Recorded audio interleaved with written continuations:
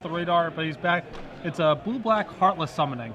For those of you who aren't familiar with this archetype, basically once you have Heartless Summoning in play, you have a bunch of value creatures like Solemn Simulacrum, Wormcoil Engine, Perilous Mirror, and so on that become significantly more efficient and powerful with Heartless Summoning in play.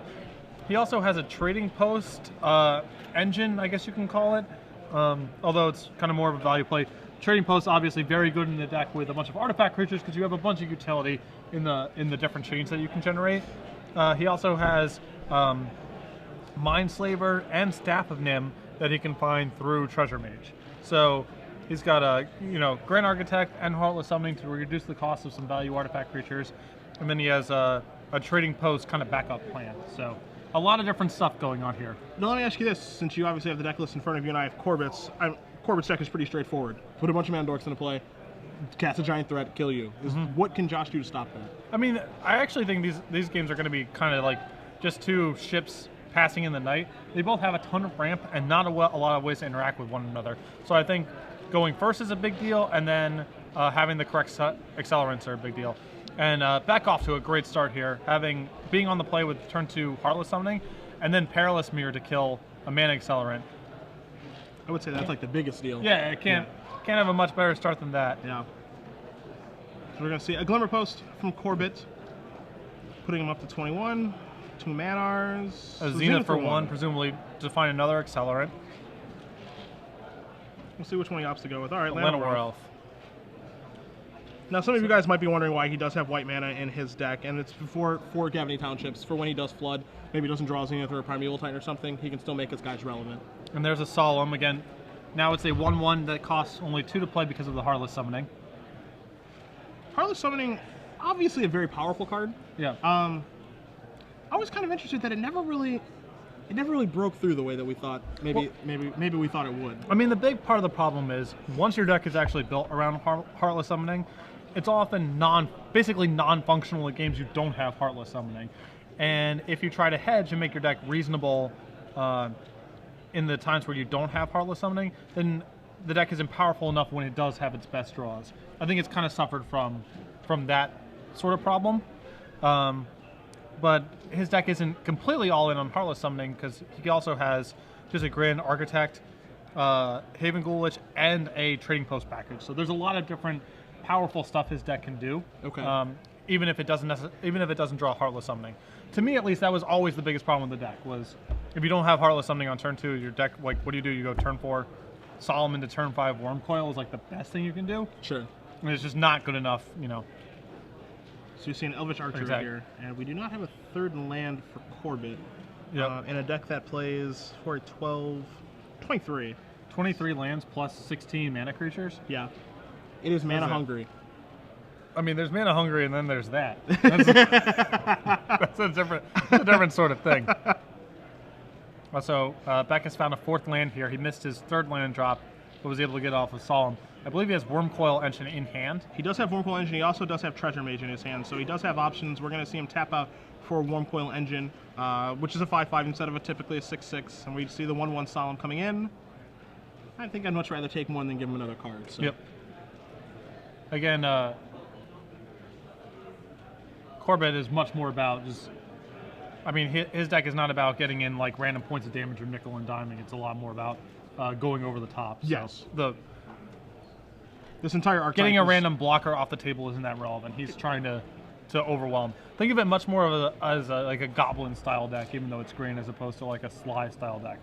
He's trying to overwhelm the board, not nickel and dime for random points. Yeah. Getting a point in here and a point, getting a point in there and a point in here and a point in there, excuse me, is fairly relevant when your Creative Behemoth is giving all of your guys like +7/+7 right, yeah. and trample. You have a lot of wiggle room when that's your end game. Yeah, yeah.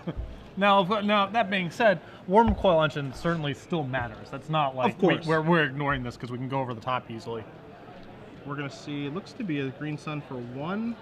Yeah, I mean at this point he just wants to find more elves to get the Archroot up and running. For sure. Yeah. For sure.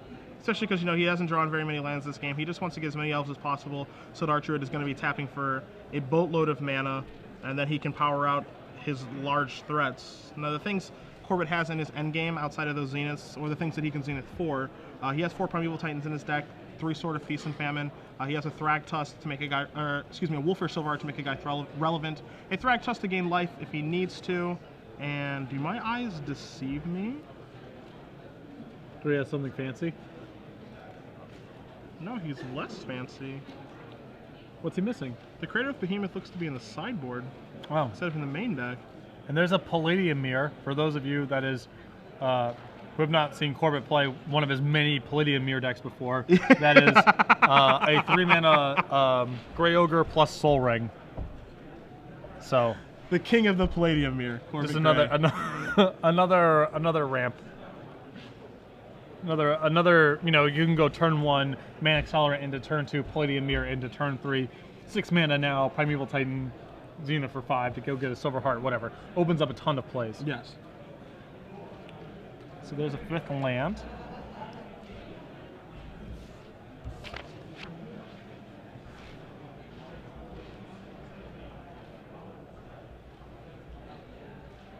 Considering his options, Josh is, and you see that in Corbett's hand he has a Sword of Feast and Famine. I think he has another Zenith in his hand too. Yeah, and so he's got a ton of power. And we see Worm Coil is going to be coming on in.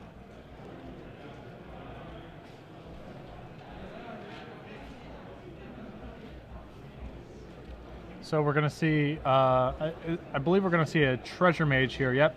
Again, getting in on the discount because of the Heartless summoning.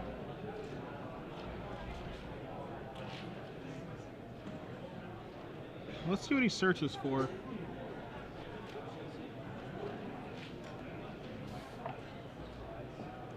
So it looks like that's a Staff of Nim.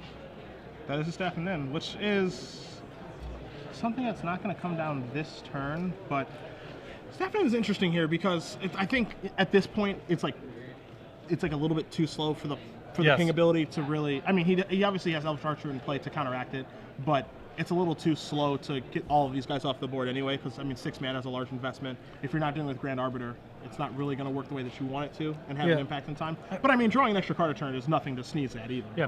It's weird because he did have an option there of going for just, like, Treasure Mage for another Worm Coil, play another Worm Coil. But I would have to assume he believes that whatever Corbett is up to is going to go over the top of just, like, a couple random Worm Coils. Sure. There's just like way too much mana in play. I think to suspect like that's going to be enough to get the job done. Are there any Phyrexian Metamorphs hiding out in Josh's deck? He's got 4. Okay, there's one of them. All right, so we're going to have a copy.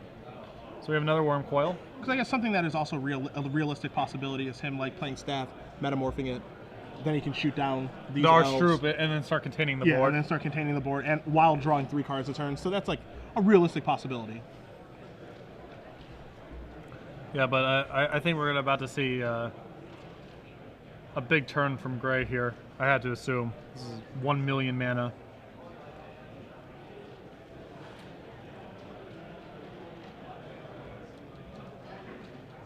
I suspect that we're gonna probably are we Zenithing for Primeval here. Like the problem is that we can't really get Silver Heart for any value right now because the Worm Coils are sort of like, there's no way we can attack. Yeah, so.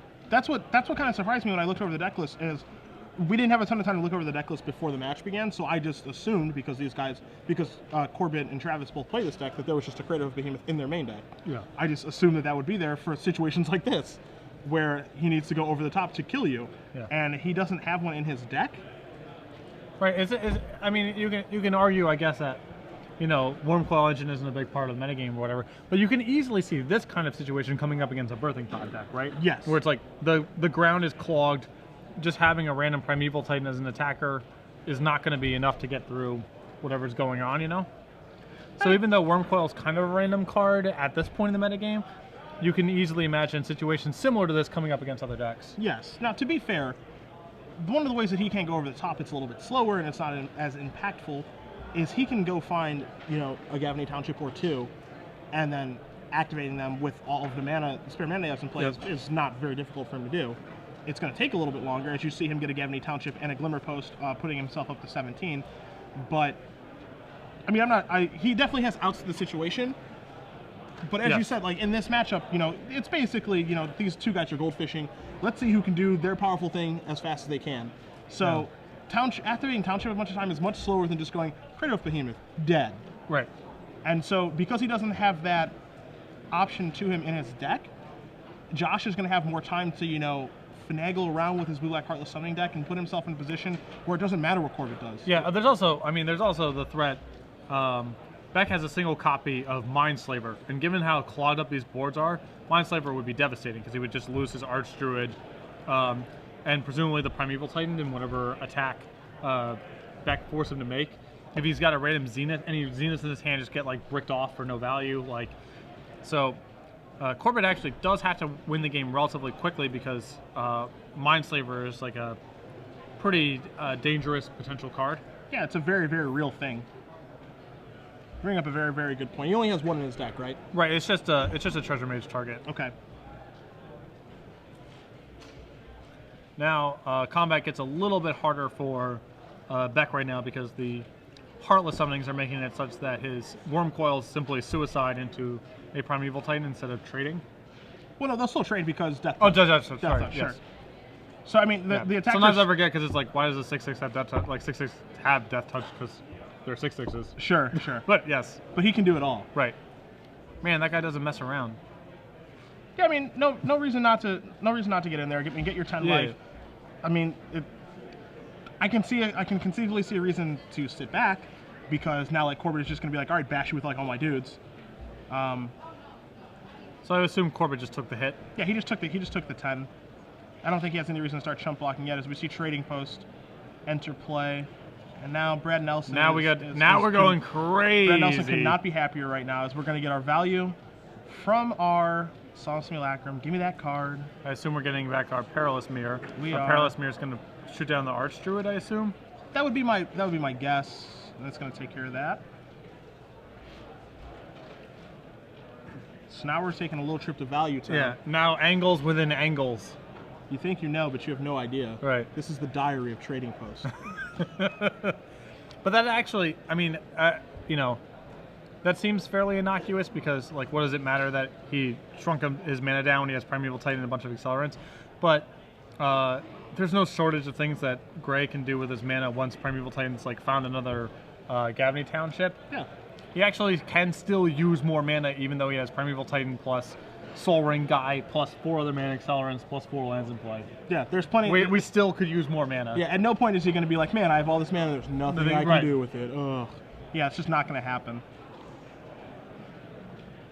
So yeah, Trading Post fits in very naturally to a Heartless Summoning Skeleton because you basically want to have a bunch of artifact creatures, so you have artifacts plus creatures to do those kind of shenanigans, and you want to have a bunch of stuff that has either comes into play or leaves play value to sacrifice or recur with Trading Post.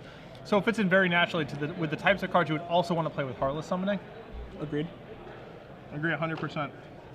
You know, it just becomes a matter of what this game is basically going to boil down to, in my opinion, you can definitely correct me if I'm wrong, is can Josh execute everything that he wants to do?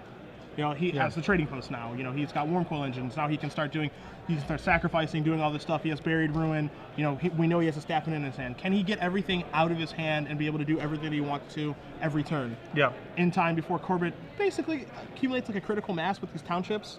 Yeah. Fortunately, the Worm Coils do give him a lot of breathing space. Yes. And he has, he can both attack with Worm Coil, then sacrifice Worm Coil, and have 2 blockers on the way back to suck up some attacks.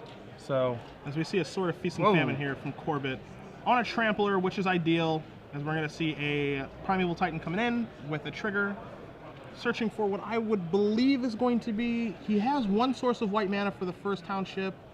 I figure he's going to get at least another township, maybe another white source of mana. Sure. Right. So there's our Razor in theory, he could cover it with the Pilgrims, but like I assume he want to be in a position where he can attack with everything and use 2 townships without having to leave a mana creature back to activate the second time. Yeah. And now Sword of Feast and Famine is going to hit him. These lands are going to untap, so there's going to be at least 1 township activation, potentially 2, at some point before Corbett takes his next turn. And you just saw Mindslaver get discarded. I guess that's not that big of a deal because he does have Trading Post to get it back. And Buried Ruin, he has the ability to get it back. Was a little bit surprising to see that go to the graveyard, though. Yep. And he's just going to pass it back. So, Right. Just want to make sure I have the math correct. It does look like we can have 2 township activations at the end step for on Josh's end step for Corbett at the very least on this turn.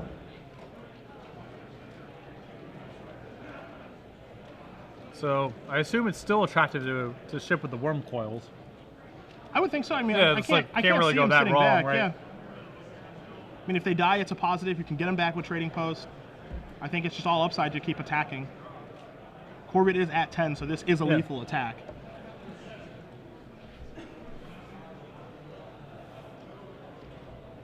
So now the question is, are you just chumping here, or are you trying to actually make some traction on his worm coils? I assume you just want to chump, but... Well, I mean, you're not really going to make any traction on the worm coils because double blocking is just going to get all your guys dead. Every guy that you block with is dying. And trading post is still there to rebuy. Yeah.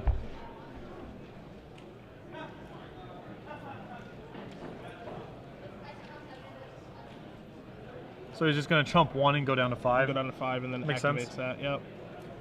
And Josh is going to go back to 37.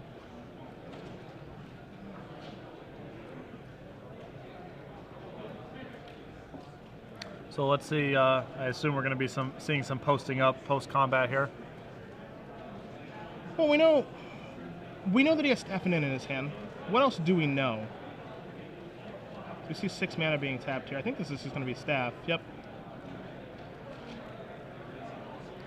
I'm not a huge fan of staffing here. I mean, depending on the other card that's in his hand that we can't really see very well, I mean, maybe the action that he has just isn't very good. But it's still going to be better to, or maybe it's not necessarily better. This feels some amount risky, right? Like, if you just trading post one of your worm coils, then you have 2 guys on the way back. Like, there's a chance he just dies here from the attacks, right? 7, 8, 9, 10, 11, 12, 13, 14, 15, 16, 17, 18, 20, 21, 22, 23. I see 23 damage on the board. Township would add 1, 2, 3, 4, 5. So 28 right now. I mean, maybe it's far enough range. It feels... I mean, I understand. Like, this game's not going to go on. Exactly where you're coming from. This game's not going to go on for enough turns where Staff of Nim is going to be like, oh, I'm dragging the game out and getting value this way. It's like, that's not the game that's being played right now. Yeah, I agree with, like, if looking back a turn previously when Corbett got his initial hit in with the sort of Feast and Famine, if you were going to play a card that did not affect the board immediately, and that's exactly what Josh did when he tapped out for Staff of Nin, I think you'd much rather have it be Mindslaver, because Mindslaver is going to affect the board much more the next turn than Staff of Nin is going to. Correct. Like, imagine if Corbett's staring down Mindslaver this turn, it's like, well, I either win this turn or I bust. There's no... Yeah, I have to do something, like, incredible this turn. Right. Whereas, like, in theory, Corbett can still, like, attack for some amount of value, leave enough back to chump, and drag out the game for a couple more turns. Keep getting his township activations. Yeah. Actually get some momentum. Although I guess there's also an argument on the other side that the Staff of Nin sort of provides some degree of inevitability because he has Perilous Mirror in the graveyard, which can also just dome Corbett out. So if he's able to hold off for, staff, and then get Perilous Mirror. But the fact that Corbett still presumably has another, Glimmer Post in his deck means that line's also cut off. You see him getting Ridge Stick, and I would be very surprised if he wasn't reaching for a Glimmer Post here. Well, I mean, he still has Primeval Titan attack. Okay, sure. So he can get the other one that way. Good point. Yeah, but if there was a Mindslaver staring at him, it's like, what do you do? Like, if you don't kill me this turn, you can't win, He's just going to, if he doesn't kill him this turn, if there's Mindslaver in play, you tap all the guys for mana. I mean, probably doesn't attack with the Titans. Maybe he does, maybe he doesn't. He can come to that decision when he wants to. But, yeah, I agree with what you're saying. See how many guys he's going to attack with. Yeah, he still needs to hold some guys back to chump. Yeah, for sure. And he is going to, assuming that he does search out a Glimmer Post this turn, he is going to go up to 9. Yeah. And there's the Glimmer Post and the other thicket, so he can keep activating his townships without having to use his mana dorks. And the sword is going to hit Josh to make him discard his card. And there's going to be an untap. because of Right. the sword. So the townships are still going to be getting active.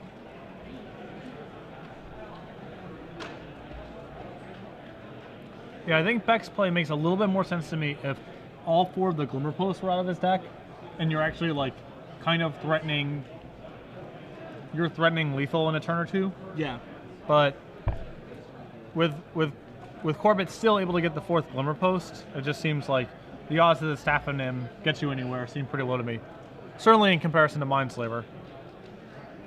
Yeah, I think there's one of the things that made that, you know, if Josh looks back on this game and watches it, is just, you know, where he's sitting. I think that his focus was so much on, like, he killed the Elvish Archdruid, and then by killing that, it made all of the mana dorks 1 toughness, and it's like, oh well, Staff is just going to start killing all the 1 mana tough, all the 1 toughness guys that are in play. But realistically, that wasn't actually going to happen. Yeah. And, you know, maybe he just didn't change his focus in time. I mean, it looks as though he didn't, and didn't understand just how important Mindslaver was going to be for him this game. Yeah. Mindslaver, traditionally good in cluttered boards. I mean, that's where you want to be. We see a block here with the Treasure Yeah, Mage. we're just chumping. A lot of damage coming in. I mean, all that being said, this game isn't over. Oh, no. By any means, yeah. No. As we see Mir Superior being discarded to the Treasure Mage. And now an Arbor Elf post-combat. I believe he has enough mana for at least 2 activations. Arbor Elf, entertainingly enough, unable to actually untap anything.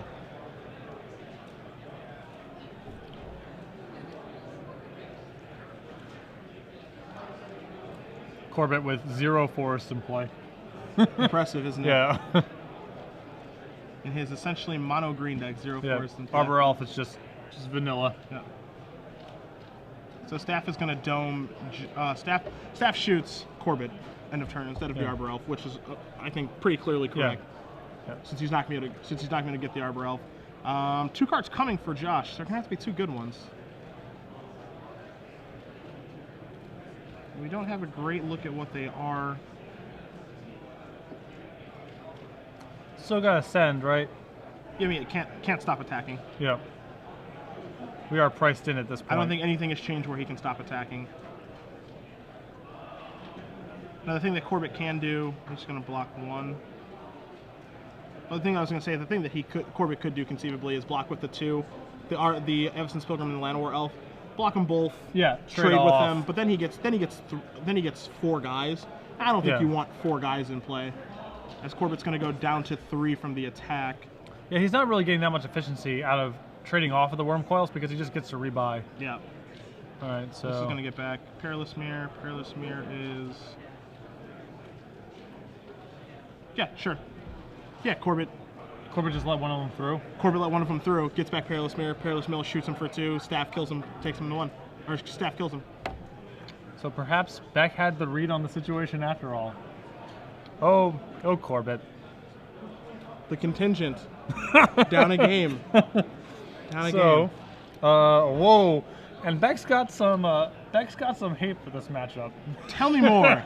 Tell me more. We're looking at, he has access to 4 copies of Mental Misstep, 3 copies of Black Sun Zenith, 3 Doomblades, and a Contagion engine. Here's the engine? Yeah, he has a Contagion engine as a Treasure Mage target. Sweet Caroline. So, for those of you who did not play a lot of Scars of Mirrodin Limited, this card, if your deck is a bunch of creatures, is unbeatable. And Yeah. the Green Summer is, as the name would suggest, a bunch of dudes. So that is a pretty big upgrade over, I would say, Mindslaver and Staff of Nim. Those cards aren't even bad, but Contagion Engine is just... Yeah, Contagion Engine That's just the end of the game. Yeah, that's the end boss. They don't want to see that. I want to see the look on Corbett's face when Josh is like, Treasure Mage. All right, what are you going to go get? I've seen Staff of Nen. I've seen, oh God. You're searching for what? So yes, in that position, for those of you who just needed a recap, or if the end of the game was a little confusing there, I think Corbett decided not to double block, just to try to keep his board up and be able to attack. But between Staff of Nim and Perilous Mirror in the graveyard through Trading Post, Beck had 3 points of damage on board. So with Corbett at 8, the 5 that he took from the Worm Coil coming through, and then combined with the 3 points from the staff and the Perilous Mirror finish the game off. Taking a look at Corbett's sideboard, Craterhoof Behemoth, I would be very surprised if it did not come in, based on what we think is going to happen in this matchup. Certainly that game would have been a lot different if Corbett could have Zenith for a Behemoth instead of getting a redundant Titan. Yes. I would assume, and I've been wrong before, we'll be wrong again, that, Craterhoof Behemoth is an easy swap for either the Wolf or Silverheart or the Thragtusk. Yeah, the Silverheart is not very impressive in a matchup where your opponent's sort of like gumming down the board. Yeah. Also, we have a exclusive Return to Ravnica preview that we're actually going to be showing at the end of this round. Glenn Jones over the Sideboard has it, and so we'll be kicking it over to him once this round's over. As in one we haven't seen before? Correct. Is that true? As in one we haven't seen before? Spoiler? Ooh. Yeah, an actual spoiler. I'm priced in. Yeah. Now I'm very interested. Yeah. They didn't tell me this was going to happen. This is like genuine surprise. You were in the bathroom at the time. All right, that's my own fault. That's fine. There's a lesson learned here. Yeah, don't leave the desk ever. Just don't ever leave. The other things that Corbett can bring in very quickly, he has 2 Beast Withins, which are coming in. One would assume, yes. They're coming in. And then a Crushing Vines, which would presumably come in as well. Who cares? Return to Ravnica? Woo! I'm excited. Preview time. I'm excited. Is it Armageddon? Do they reprint Armageddon? Probably not. Could they please reprint Armageddon? I don't know. Probably not in like the gold set. It's like, what if it costs white, white, white, white? Probably not appropriate for the gold set, right? All right, what if it's hybrid white, white, hybrid white, white, hybrid white, white, hybrid white, white? Then can they reprint it? Is that okay? And they just put a Selesnya stamp on it for funsies. I think it's I think that card's net downside for fun. Fun for me. Well, winning's fun. It's fun for the person casting it. Generally speaking, yes. Unfortunately, this is something that a dilemma where you run in all the time as a game designer. Unfortunately, people have opponents, and you have to factor in their emotional response to things as well. That's why I'm not in game design, Patrick. Yeah. That's why I'm not in game design. That's the unfortunate thing. Games have 2 people, and there's a winner and a loser, and people have different experiences. So. Okay. That's fair. As we see both players shuffling up, moving into game 2. Corbett will be on the play.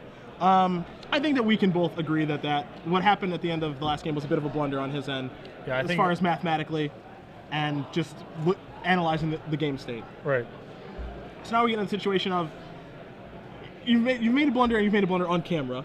The people at home are all watching. We're commentating on it. Those things may be running through his mind right now. How is he going to respond after making an error, like that on camera? I don't know if he's anything like me. He just shrugs his shoulders and moves on. I mean, that's what you have to do. That's what you have to do. But it affects some people. So we'll see. Yeah.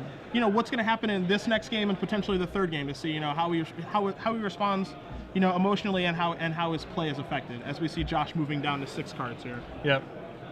It's actually Beck has so much. I'm not even sure if he was like. Obviously, gunning for the mono green beatdown deck is probably not what he was trying to do here. But he actually has so many cards that he could theoretically bring in that I'm not even sure what he's supposed to take out. Yeah, because his deck is like more of an engine deck where you don't really want to cut cards from the engine. Like he has 4 Gataxian Probes in the sideboard. I'm not sure what the deal is with that, but assuming those aren't on the table, he has 11 very good cards against Corbett's deck. Sure. So I'm not even sure he could find 11 cards to cut. Like, you could cut, like, what? Mirror Superior. Maybe you don't want Haven Ghoul Lich. Like, maybe you cut either Staff or Mindslaver, whichever target you think is the weaker Treasure Maid target. Even then, I'm still struggling, like... I mean, the tough part here for him is, like, the Haven Ghoul Lich plus Perilous Mirror combo when you have Heartless Summoning in play is just, like, gun down all the elves. Right. And then start gunning you down. So... I mean, it's tough. It's tough to reason boarding that out. Yeah. No, it's not even. Yeah, exactly. The Lich isn't even necessarily bad. Yeah. As we see a turn 1 Llanowar Elf business time coming on in. We're probably gonna see some more mana dorks here. We got a bird. We've got another 1 mana dork. This would be a very good time for Black Sun Zenith. For how much exactly? Because it's gonna cost 3. Yeah. Uno. So now we'll see if Gray has anything to capitalize on his. This is not a good sign if he's attacking with the elves. That's not a good sign. That was supposed to be a prime time or something along those lines. Some sort of large zenith or something like that. As we're going to see a Palladium Mirror. The one and only. Can't zenith that. Yeah. So now we're all dressed up, but we don't have anywhere to go. Oh no, the humanity.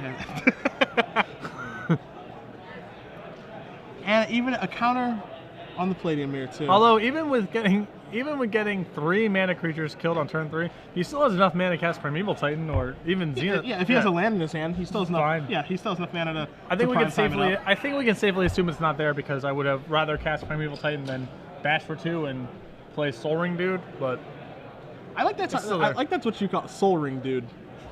He has a name. Palladium Mirror, Grey Ogre plus Soul Ring. And- Boom. This is not good. Not a good sign. I One know could, that one could argue we are not capitalizing sufficiently on the amount of mana that we've generated. I know that Corbett has a Crushing Vines in his hand, just looming, ready to destroy the first artifact that's going to come into play. Don't worry, it'll be a Contagion Engine that kills all your guys. And then you can pull that up, I guess. As Josh is considering his options, we don't have a good look at his hand. I mean, at 4, he could have something along the lines of Trading Post.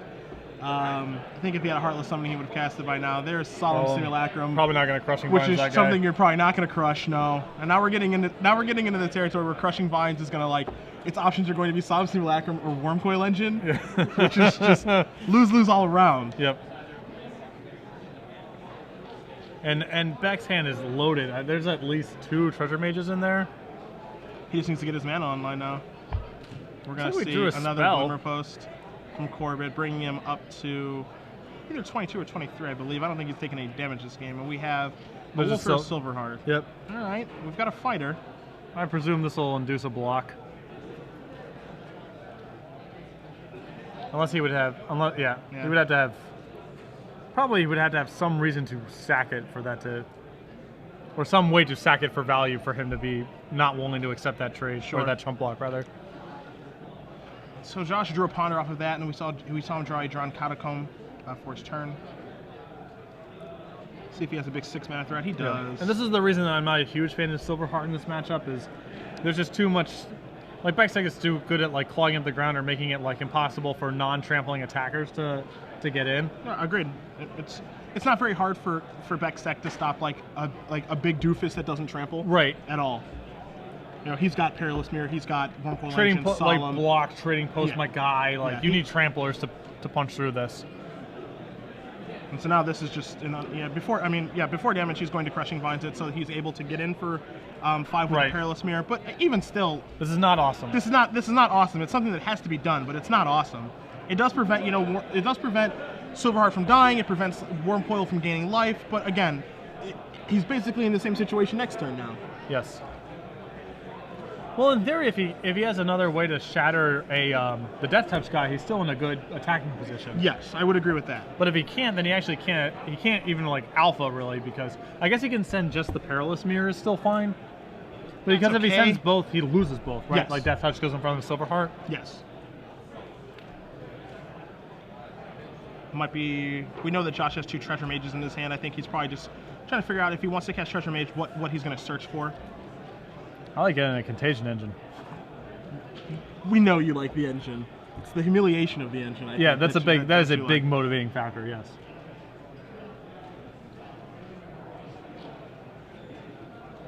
Considering his options, he also has a Ponder in his hand. Right, so he might want to lead with Ponder also. And we just saw Grand Architect in his hand as well, so he actually does have a bevy of options to consider here. There's nothing entirely clear-cut about this. Yep. He is, there's many different paths he can take with his hand here.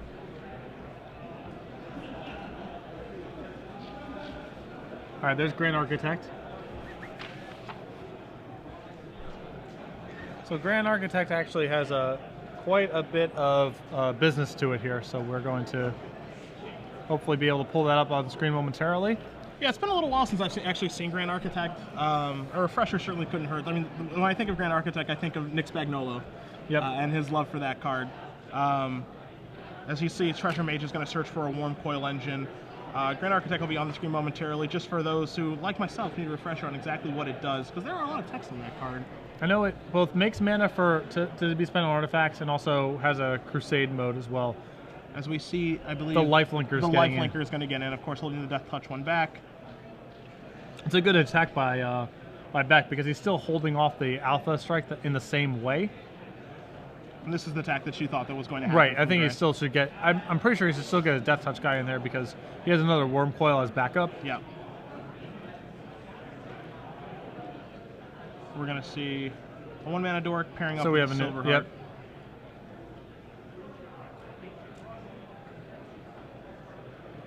So they're bonded up. Gray looks like down to 1 card in his hand. Probably a land or a similar blank. Yeah, there's just not a ton that's going to save Corbett here. Realistically, I'm trying to think of what are his best draws at this point. I mean, Primeval Titan is a fine draw, but Primeval Titan doesn't really favor up, doesn't really fight Wormcoil Engine very well. So there is, you can see their Grand Architect on the screen. It's a Crusade for blue guys. Turns artifact creatures into blue creatures, and you can tap blue creatures, including itself, to cheapen the cost of artifacts by 2. Correct. As we see another Treasure Mage coming into play.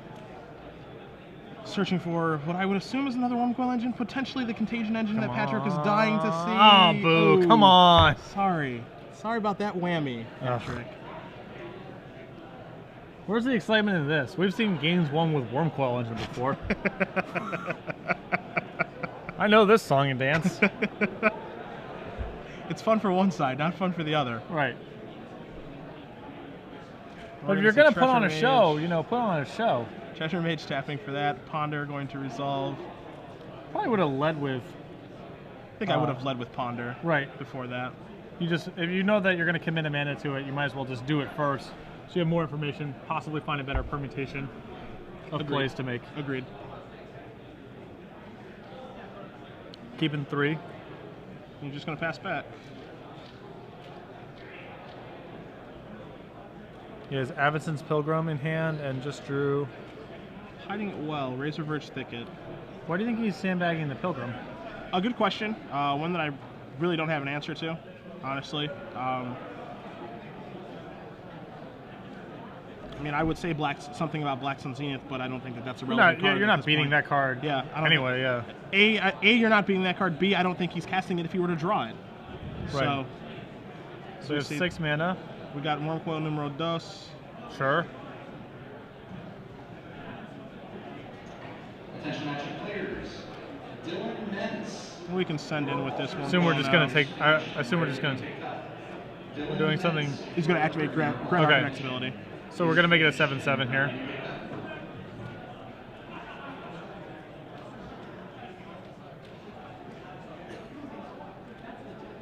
I do believe I see another Ponder in Josh's hand as well, and I think we have a Ponder, which he's going to cast here. Yep. I think there's also another Perilous Mirror hiding. Heartless Summoning. I think the bottom card is a land, and the middle one is a mystery for all of us to see. I assume we're not in a position... Okay, we're going to keep... Another Grand Architect. Sure. Which is for some reason not... It feels legendary, but it's not. So pretty overwhelming board here. I think we might be in a position to start alphaing very soon. I don't love Josh's sequencing. I mean, there's a little... Like that. Yeah. But, I mean, outside of that, he's basically gotten himself into a board position where it's very unlikely that he's going to lose. But, I mean, that being said, his sequencing is just a little poor with his pondering. And, if he would have pondered first, another Grand Architect would have been into play, and then... Would have been another point, maybe something else could have attacked. Yeah. So we draw a Heartless Summoning here. And we have a third Grand Architect. Sure. No reason not to. I believe Battle Zones engage. Yeah, I think it's time to just get in there. Get in. Yeah, everything. Even the Lifelinker. Yeah, there we go. Get them all in.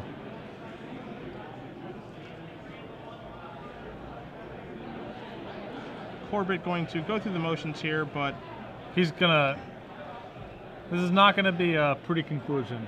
It will not for Corbett. I agree. I want to apologize to you that you didn't get to see the Contagion engine. I know. I don't even know if he boarded it in. I think that I could really tell. See it all right, there's a concession. I could really tell that it meant a lot to you to see it happen. Josh Beck, good win, but come on, man. Josh Beck victorious over Corbett Gray.